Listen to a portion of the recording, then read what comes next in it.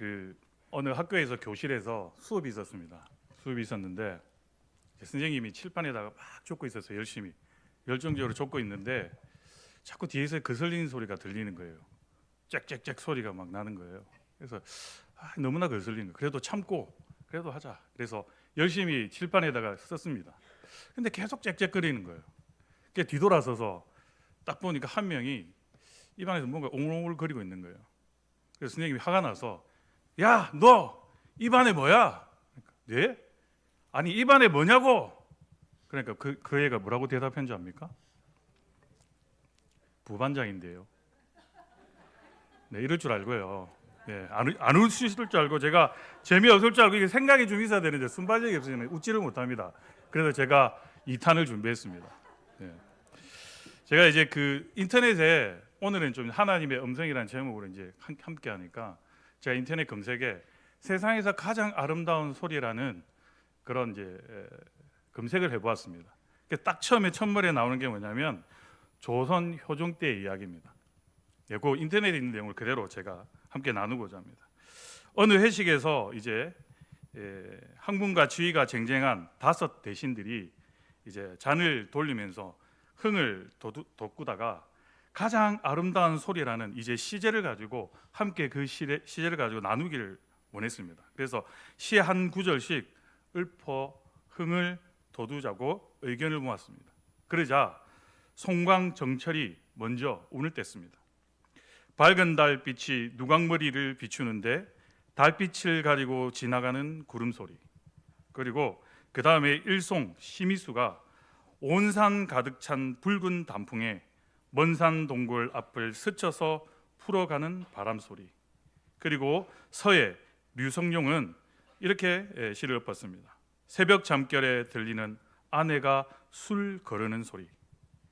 월사 이정구는 산골 마을 초당에서 도련님의 시 읊는 소리. 마지막으로 이제 백사 이항복이라는 분은 이렇게 시를 읊었습니다. 깊숙한 골방 안 그윽한 밤에 아름다운 여인이 치마 벗는 소리. 이날 저녁에 그 자리에 모두 모인 이 오성대감 이항복의 이 여인의 치마를 벗는 소리가 제일 압권이었다고 합니다. 여기서 도출할 수 있는 공통적인 게 뭡니까?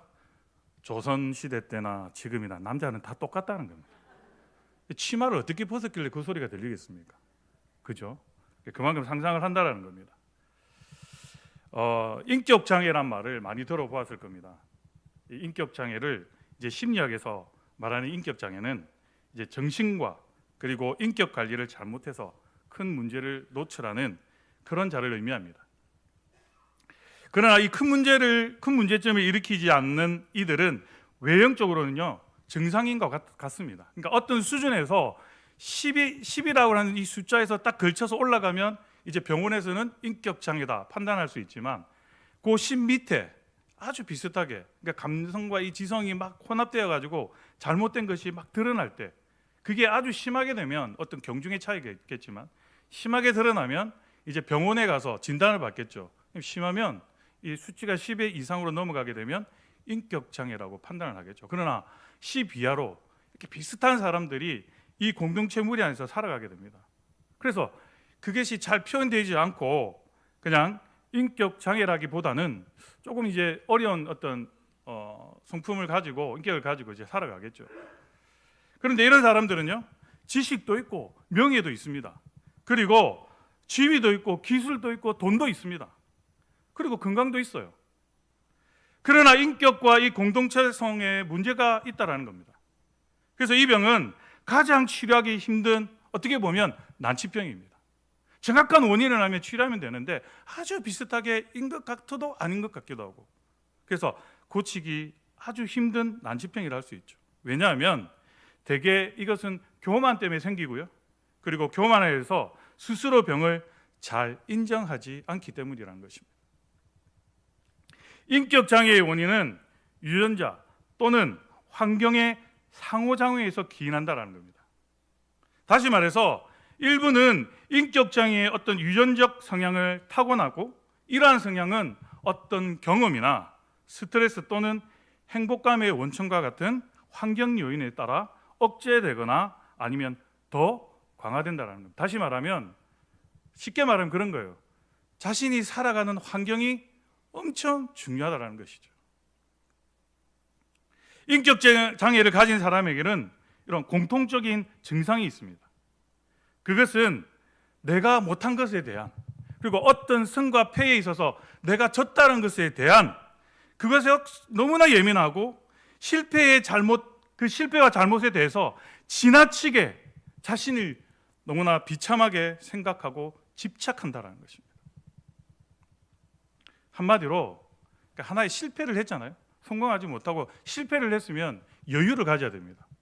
내가 오늘 이렇게 실패를 했으니까 조금 더 열심히 해서 내가 무엇이 잘못되었는지 그를 살펴보고 더 도약해야 되는데, 이 실패 하나에 집중해서 그냥 자신의 비참한 인생이라고 생각하는 거죠. 그 실패에 여유가 없습니다. 그러니까 앞으로 더 나아갈 수가 없는 것이죠. 하나의 문제에 인생의 전부를 거는 것입니다. 그 문제가 부분적이고 일시적인 문제임에도 불구하고 그것이 깨지면 내 인생이 다 무너진다라고 생각합니다.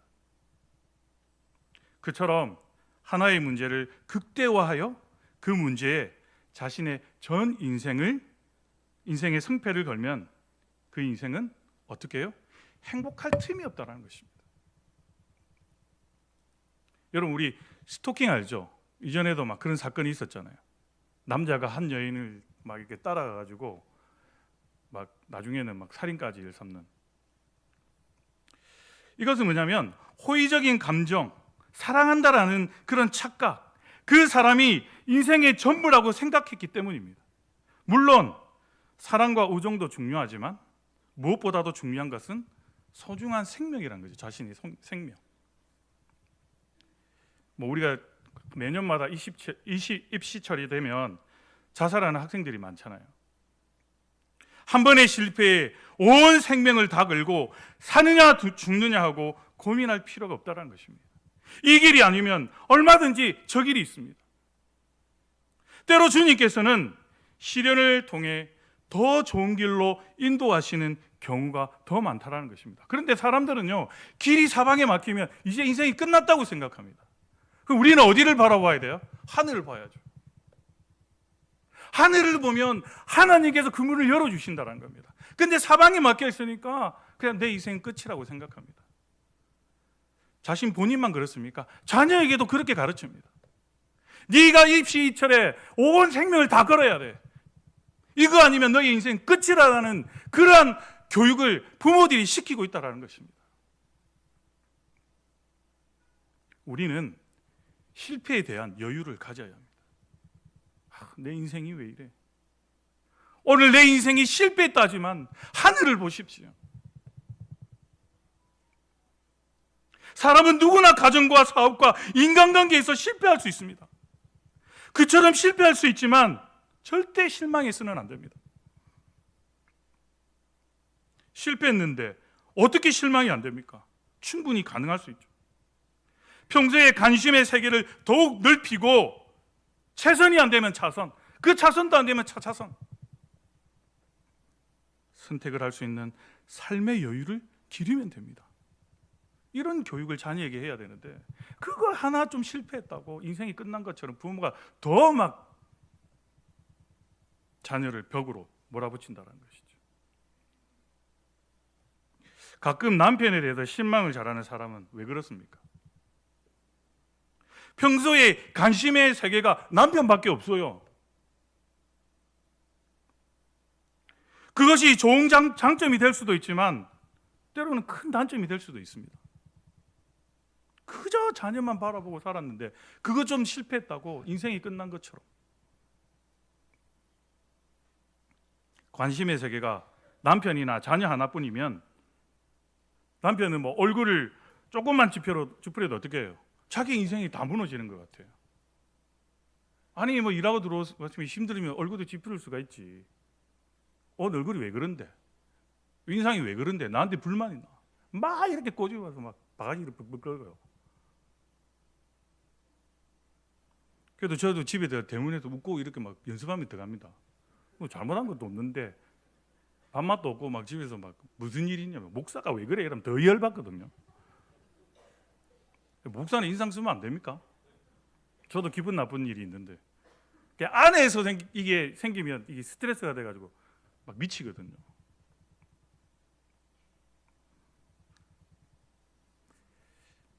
지혜롭게 관심의 영역을 넓힐 필요가 있습니다. 우리 하나님은요 좁은 하나님이 아니에요. 다양성의 하나님이에요. 다양성의 하나님. 그런데 우리는 하나님을 너무 좁게 가둬버린다는 거죠. 모든 것이 똑같습니다. 친구 관계에서도 어떤 친구만이 내 인생의 전부처럼 생각할 필요가 없다는 것입니다. 그 친구 아니면 다른 친구 사귀면 되죠. 저도 예수님 믿고 나서 친구 다 버렸어요. 얼마든지 새로운 친구들이 있고요. 또 새로운 친구를 사귀면 됩니다. 한쪽 세계만 보면 길이 막힐 때 길이 하나도 안 보이는 것처럼 절망적이지만 보는 세계만 넓히면 무수한 길이 보이게 됩니다. 그런 교육을 우리 다음 세대들에게 잘 가르쳐야 하는 것입니다. 우리 이제 뭐 교사 선생님들이 갑자기 뭐 사실 저 빼고 회의를 잘 안 했는데 요즘 저를 버리고 회의를 하시더라고요. 목사님 회의를 했는데요. 딱 서류 들고 왔고 이거 2가지 해주세요. 딱 이러더라고요. 근데 엄청 섭섭했어요. 아니 권사님 왜 내 없을 때 회의를 하십니까? 그래놓고 저한테 막 1번, 2번에서 이거 해주세요 이러니까 좀 섭섭하더라고요. 그런데 조금 이따 가만히 생각해 봤어요. 이게 뭐예요? 좀 이렇게 저의 마음을 넓혀서 이렇게 이런 마음이었는데 계속 넓히려고 이렇게 이해하려고 했어요. 그러니까 뭐예요? 관심이죠. 그 아이들을 사랑한다는 겁니다. 그래서 제가 기도했죠. 선생님 이런 분들이 있으면 잘 되겠다. 그러니까 제 눈치만 보다가 이제 조금 더 자유롭게 이제 조금 선생님들이 일을 하려고 하시는 것 같더라고요. 그러니까 우리는 시야를 더 넓혀야 합니다. 가끔 보면 기독교인 중에서도 주기적인 실망감에 사로잡히는 사람이 있습니다. 특별히 뭐예요? 이야 교회 예수 믿으면 만사형통이다. 이 만사형통을 기독교의 진리로 생각하면 실망할 수밖에 없습니다. 성경은 어려움이 있어도 모든 것이 합력하여 선을 이룬다라고 말씀합니다. 그런데 축복, 만사형통만을 배운 사람은 일이 잘못될 때마다 그 잘못에 몰입하면서 결국 하나님을 어떻게 해요? 원망하게 됩니다. 하나님 너무하십니다. 불공평합니다. 왜 저희 기도는 안 들어주시고 축복을 주지 않습니까? 자꾸 다른 사람들과 비교하지 않습니까? 그러다가 죄책감에 빠집니다. 내가 죄가 많아서 그렇구나. 그렇게 죄를 인정하고 눈물로 회개하면 좋지만 그렇게 자책하면서 절망에 빠지면 더욱 문제가 된다는 것입니다. 나중에는 어떻게 될까요? 교회를 떠나게 됩니다. 그런 사람들은요 교회 다시 돌아오기가 정말 힘듭니다.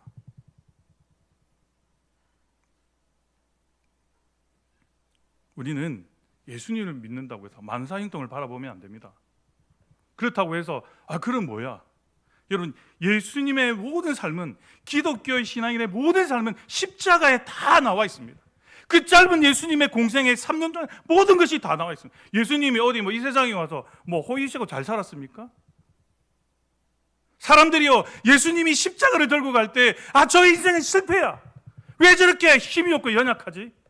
그러나 십자가 위에 어떻게 하셨습니까? 그 십자가에서 다시 부활하셨습니다. 이게 극적인 반전 아닙니까?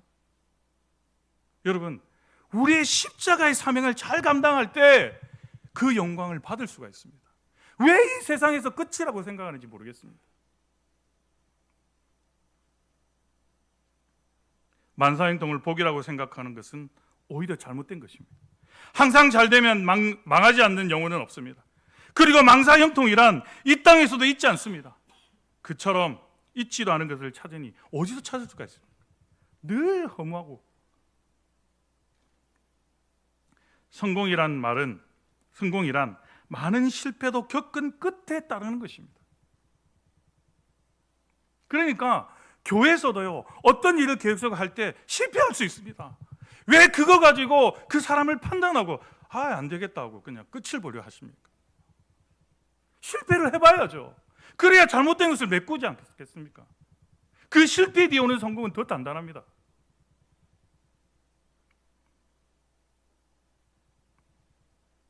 실패의 여유를 길러야 합니다. 결국 그것이 믿음입니다. 이 믿음을 가지고 어떤 시련 중에서도 내일의 소망을 가져야 한다는 것입니다.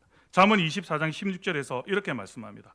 대적 의인은 7번 넘어질지라도 다시 일어나려니와 악인은 재앙으로 말미암아 엎드려진다라고 말씀합니다. 의인도 넘어집니다. 그러나 중요한 것은 뭐예요? 다시 일어난다라는 것입니다. 네가 엎드려지더라도 아주 엎드려지지 아니하면 주께서 그 손을 잡아주신다는 것이죠. 뭐예요? 여기서 실패하더라도 완전한 실패가 아닙니다. 그 실패 뒤에 성공이 있다는 것이죠. 그 실패할 때는요, 어떻게 보면 하나님이 손을 딱 놔버렸습니다. 네가 이 과정에서 어떻게 되는지 보자는 거죠. 그리고 끝까지 주님을 잡는 사람은 하나님의 능력이 오는 손으로 붙들어서 이렇게 세웁니다. 그러면 그때부터 끝장나죠. 십자가의 그 고난 속에서도 예수님이 끝까지 순종할 수 있었던 건 뭡니까? 세상에서 줄 수 없는 위로와 평화가 하나님으로부터 오기 때문에. 그게 물질이겠습니까? 자기의 어떤 그런 명예이겠습니까? 이루 말할 수 없는 하나님의 위로와 평화는 온다는 거죠. 오늘 본문은 다윗이 사울을 피해서 끊임없이 도피하는 과정에서 벌어졌습니다. 그런데 어느 날 그가 7번째 도피처인 십항무지 수풀에 있었습니다. 그때 사울의 아들이자 친구인 이 요나단이 수풀로 다윗을 찾아와서 그를 위로해 주었습니다. 어려운 이 도피 생활에서 요나단의 위로가 얼마나 이 다윗에게 큰 위로가 되었겠습니까? 그때 요나단은 다윗에게 3가지 영적 선물을 합니다. 이거 아주 중요합니다. 첫 번째, 본문 16절입니다. 우리 다 같이 한번 읽어보겠습니다. 화면을 보고 오늘 본문 16절을 다 같이 읽겠습니다. 시작. 사울의 아들 요나단이 일어나 숯불에 들어가서 다윗에게 이르러 그에게 하나님을 힘있게 의지하게 하였는데, 그러니까 하나님을 첫 번째 힘있게 의지했다는 것입니다. 두 번째 17절 말씀입니다. 전반부를 우리가 보시겠습니다. 다 같이 읽겠습니다. 시작. 두려워하지 말라. 내 아버지 사울의 손이 내게 미치지 못할 것이요. 그러니까 두 번째는 안전에 대한 확신을 가지게 했습니다. 세 번째 17절 후반부입니다. 다 같이 읽겠습니다. 시작. 너는 이스라엘 왕이 되고 나는 내 다음이 될 것을 내 아버지 사울도 안다. 그러니까 세 번째는 뭐예요? 내일의 소망을 가지게 했습니다. 다윗의 마음에 이 요나단이 소망을 불러일으켰습니다. 근데 우리는 요나단의 인생이 조금 어떻게 보면 좀 안 됐어요. 그래서 여러분 그렇게 생각하시면 안 됩니다. 이 요나단은 이 다윗을 위한, 다시 말해서 하나님의 뜻을 세우기 위한 하나의 메신저로 보내졌다는 거죠. 이 3가지가 아주 중요합니다. 하나님의 음성으로서, 메시지로서 다윗에게 보냈던 거죠. 하나님이 요나단을 통해서 다음에 다윗에게 준 3가지 영적 선물은 주님이 우리에게 주시고자 하는 것입니다. 하나님은 지금도 우리에게 이런 영적인 음성을 들려주시고자 한다는 것입니다. 그것이요, 말씀으로든요 아니면 사람을 통해서 들린다는 겁니다. 근데 이게요, 날마다 말씀에 영적으로 깨어있지 아니하면요, 하나님이 주신 메시지가 군데군데 있는데 모른다는 거예요. 그냥 일반 사람들처럼 살아가는 거예요. 말씀으로든 찬양으로든 하나님께서는 다양하게 말씀하고 있는데 모른다는 거예요. 왜요? 영적으로 깨어있지 않기 때문에. 너무나 둔감해 있어요.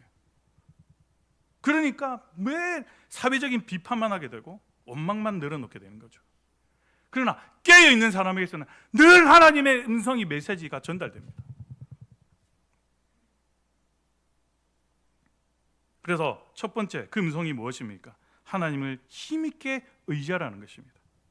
우리는 하나님을 의지할 때 대충 의지하는 것이 아니라 모든 것을 의지해야 합니다.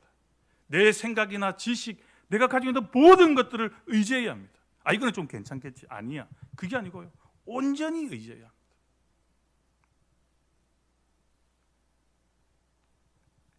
사람에게 가장 중요한 것은 하나님에 대한 믿음을 가지는 것입니다.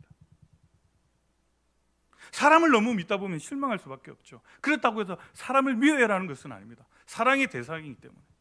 하나님을 온전히 의지하게 되면 그 사람들을 그냥 내 마음으로 품을 수 있는 능력이 생깁니다. 그 사람에게 또 위로를 받고자 하는 것이 아니라 내가 위로를 해주는 것이죠. 하나님을 힘있게 의지하려면 자신이 하나님 안에서 가능성 있는 무한한 존재임을 깨달아야 합니다. 세상 사람들은요 3차원 세계에 살지만 믿는 사람들은요 4차원, 5차원 세계 이상에서 삽니다. 왜요? 하나님이 우리와 함께 하시기 때문에. 이 무한한 능력을 깨달을 때 우리는 하나님을 전적으로 의지할 수 있습니다. 행복의 근원은 주님을 힘있게 의지하고 사는 것입니다. 우리가 진정 주님을 마음속에 모시면 잘났다고 생각했던 자신은 죽게 되고 완고한 마음은 사라집니다.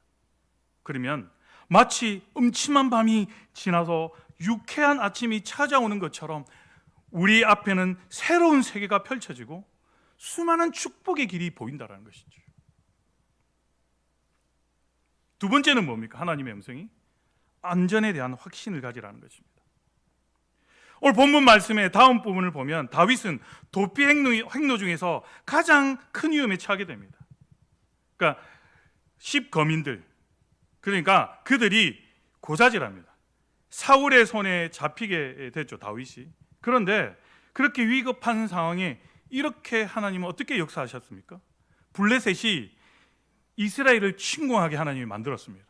그러니까 이 사울이 다급하게 되죠. 그래서 다윗은 붙잡아 놓고 이 다급한 상황이 어떻게 되겠습니까?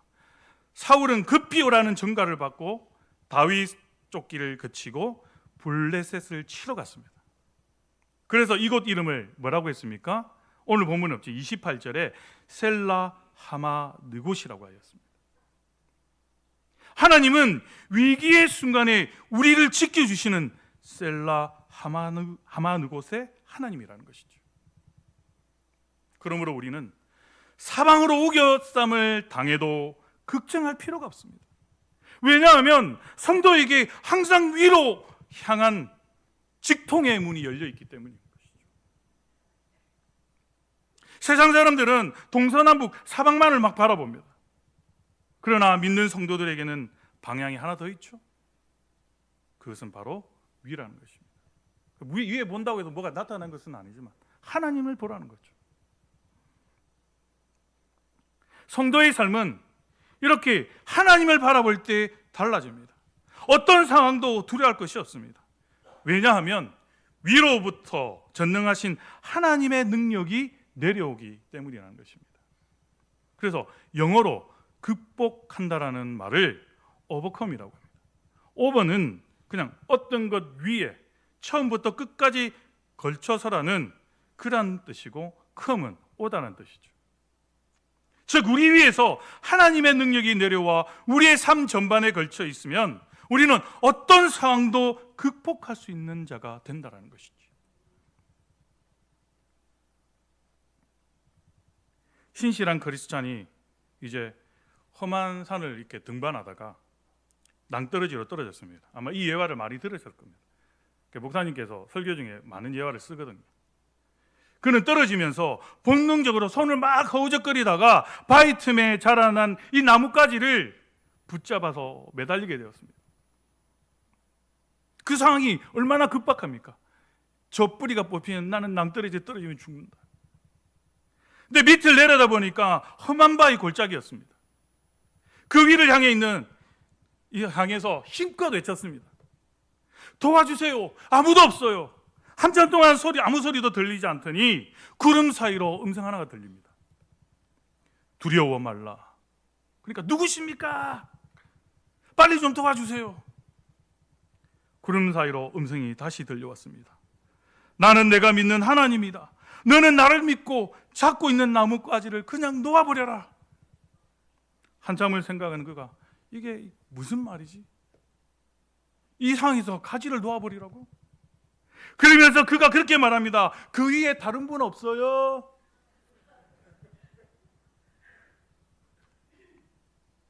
사랑하는 여러분, 우리의 인생이 있잖아요. 낭떠러지 끝에 나뭇가지 하나 붙들고 있을 때가 있습니다. 바람이 불면 흔들리니까 너무나 두렵고요. 이것을 놔버리면 밑에는 낭떠러지고 죽을 수밖에 없습니다. 그런데 하나님은 뭐예요? 그냥 손으로 잡아도 딱 올리면 되죠. 그런데 뭐예요? 그 나뭇가지에 손을 놓으랍니다. 여러분 어떠하시겠습니까? 놓을 수 있겠습니까? 하나님이 상황을 이렇게 이끌어갈 때가 있습니다. 그럴 때 우리는 어떻게 해요? 온전히 하나님을 의지해야죠. 그러면 그 가지를 넣으면 됩니다. 그런데 우리는 그렇지 않습니다. 두려움에 떨고 내 상황이 이런데 어떻게 그럴 수 있냐는 거예요. 그처럼 우리가 하나님을 믿으면 아무리 힘든 상황 중에서도 길을 열어주시고 필요를 채워주시는 하나님의 기적이 은혜를 체험하게 된다는 것입니다. 사랑하는 여러분, 혹이나 인생이 낭떠러지에 있습니까? 그 나뭇가지, 약한 나뭇가지 하나 붙들고 있습니까? 하나님은 우리에게 뭐라고 말씀하시냐면 네가 나를 온전히 의지한다면 그 나뭇가지에 손을 놓으라는 겁니다. 대부분 그렇게 하지 못합니다. 주위에 있는 상황을 보지 마시고 하늘에 계신 하나님을 바라보십시오. 세 번째는 뭡니까? 내일의 소망을 가지라는 것입니다. 아무리 봐도 우리는 부족한 것이 많습니다. 그렇지만 살아계신 하나님을 믿기 때문에 우리는 소망을 가져야 하죠. 내일도 우리는 다윗보다 더 복된 그런 존재가 될 수 있다는 그런 소망을 가져야 한다는 것입니다. 그 소망이 있다면 무슨 어려움을 당해도 낙심하지 않을 것입니다. 우리들은 어떤 경우도 절망하지 말아야 합니다. 예전에는요, 사람의 성공의 지능지수 EQ, 그러니까 IQ가 중요하다고 했습니다. 그 뒤로는 뭐예요? EQ, 그러니까 감성지수가 더 중요하다고 했습니다. 요즘은 뭐예요? 요즘은 OQ입니다. 이건 어떤 지수냐면 극복지수입니다. 즉 어려운 일을 잘 극복하는 사람이 결국 성공한다는 말입니다. 우리 그리스도는요, 이 세계를 다 가질 수 있습니다. 현대인들은 옛날보다 잘 삽니다. 너무나 풍족합니다. 그런데 왜 자살한 사람들이 많을까요? 너무나 아이러니합니다. 왜냐하면 상대적 박탈감이 너무 심하기 때문에. 살다 보면 상대적 박탈감은 있지만 그 상대적 박탈감을 이길 수 있어야 하는 것입니다. 바보처럼 항상 남만 탓하는 것은 우리 자신의 어리석음과 나약함을 증폭시킬 뿐이라는 것입니다. 무엇이 나를 실망시킨 것입니까? 오히려 남을 소용의 대상으로 보고 있는 자신이 문제라는 것입니다. 우리는 상대편을 어떤 소용의 어떤 가치로 생각합니다. 형제도 소용없어. 그냥 힘들면 나중에는 뭐 가족도 필요 없어. 교회도 필요 없어. 나중에는 더 심하면 예수님도 필요 없어 라고 절망하게 됩니다. 어떤 부부가 20년을 살다가 헤어졌습니다. 그동안 끈끈한 사랑을 나누면서 잘 살던 사람이었는데 잠시의 갈등을 견디지 못하고 남편과 헤어진 후 만나는 사람마다 이렇게 말합니다. 정말 남자는 믿을 게 못 돼. 그 원수 같은 놈. 그렇게 말을 하게 되면 마음이 풀립니까? 더 비참하게 된다는 것입니다. 사람은 누군가를 원수로 만들면 만들수록 결국 자신이 비참하게 된다는 사실을 까먹게 되죠. 그러므로 우리는 용서해야 합니다. 원수 같은 그 사람을 위해서가 아니라 하나님의 목적을 가지고 있는 이 땅에 태어나 지금까지 살아왔던 자기 자신을 위해서 그렇게 해야 한다는 것입니다. 원수를 용서하면 우리의 삶에 새로운 비약이 생기고 놀랍고 새로운 새 세계가 우리 앞에 펼쳐진다라는 것입니다. 사랑하는 여러분, 내일에 희망이 없다고 탄식하지 마십시오.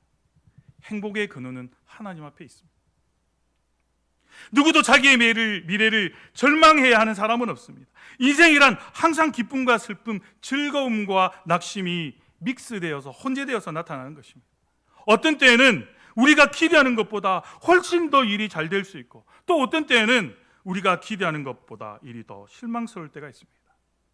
그런 상황에서 무엇보다 중요한 것은 변함없이 하나님을 믿는 믿음이고 우리를 도우실 것이라는 확신이라는 것을 기억하시고 사방을 보지 마시고 위를 보시고 하나님이 나와 함께 하신다는 그 확신 속에서 한 주간도 승리하시는 사랑하는 우리 평화가족 모두 성도님들이 되시기를 주님의 이름으로 간절히 축원합니다.